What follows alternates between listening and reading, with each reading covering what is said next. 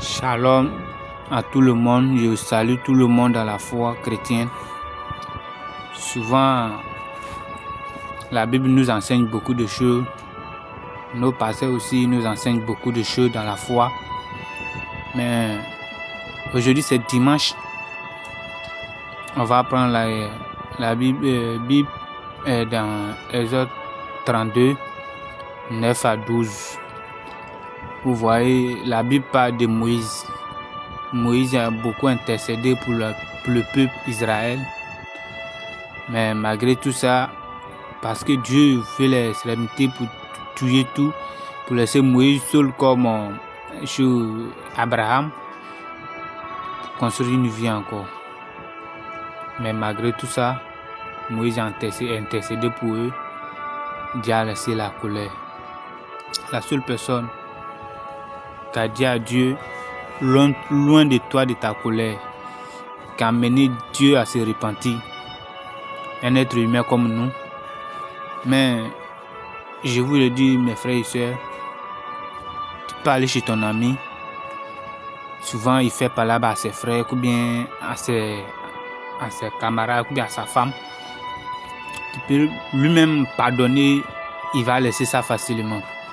La même chose quand tu viens d'arriver chez toi, tu vois que la même effet là s'est produit chez toi. Souvent, toi, tu n'as personne pour te pardonner. Comme toi, tu as pardonné, tu es allé pardonner ton ami de laisser cette affaire qu'il a laissée. Souvent, toi, tu n'as personne pour te pardonner. C'est pour ça, moi, j'aimerais dire à mes frères et sœurs, il faut qu'on se contrôle nous-mêmes. Il faut qu'on se contrôle nous-mêmes. Quand on lit ce passage jusqu'en bas, on voit que Moïse même a intercédé pour le peuple a laissé et Dieu a laissé sa colère. Mais quand Moïse même s'est retenu qu'il allait voir ce que le peuple a fait, même son frère Aaron n'a rien à dire. Quand vous lisez la Bible de cet passage jusqu'en bas, vous voyez que la colère de Moïse s'enflamma. En temps, lui, Dieu s'est fâché, lui, il a eu l'occasion pour intercéder, ils ont laissé. Ça veut dire, frères et sœurs, dans la foi, nous-mêmes, on peut aller pardonner pour quelqu'un jusqu'à il peut laisser le malheur qui doit arriver sur lui. Ça peut pas lui arriver encore. Mais arrivé à notre tour, il n'y a personne. C'est ça la vie chrétienne. Comment tu vas réagir? La colère. Comment tu vas réagir de ça? Je vous enseigne ici, mes frères et sœurs. Soyez un peu patients. Et si la colère vient, réfléchissons un peu. Parce que on est des hommes, des femmes, des hommes. Souvent, on ne réfléchit pas trop. On garde notre avenir.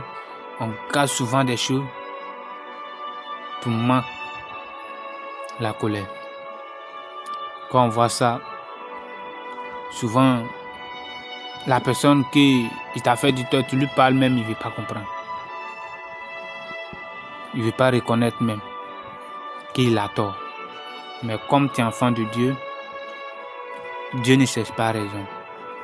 Notre Seigneur, Jésus-Christ, on l'a frappé, on a fait tout ce qu'on peut le faire.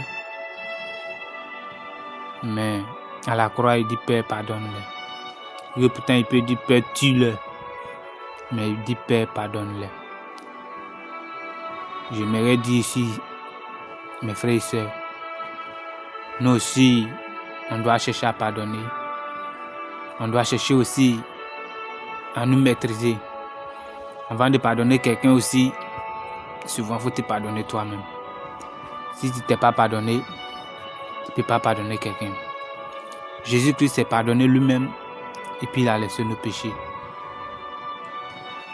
Ceux qui m'écoutent, mes frères et sœurs, pardonnez nous-mêmes avant qu'on pardonne une autre personne de nous qui nous a fait du mal. On peut oublier ça. Que Dieu nous bénisse abondamment.